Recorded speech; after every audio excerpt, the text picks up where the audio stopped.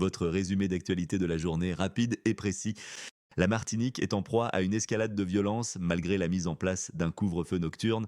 Des affrontements ont éclaté entre les forces de l'ordre et des groupes de jeunes, causant des blessés et des dégâts matériels considérables.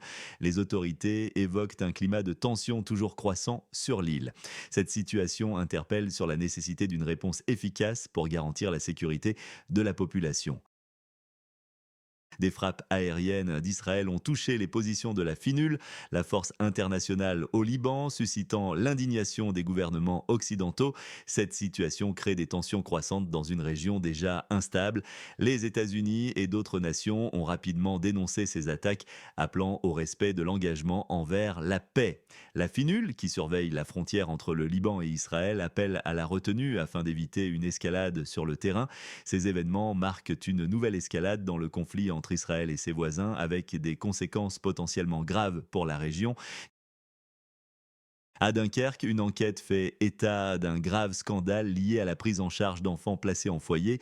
Des témoignages d'anciens enfants placés révèlent des abus psychologiques et physiques systémiques.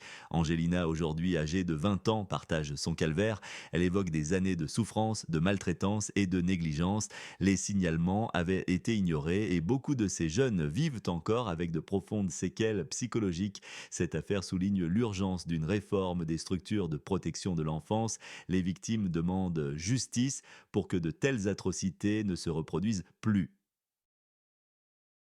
En France, dans la Marne, un programme d'entraînement est en cours pour soutenir l'Ukraine face à l'agression russe. Près de 2300 soldats ukrainiens sont formés par les forces françaises depuis le début de la guerre.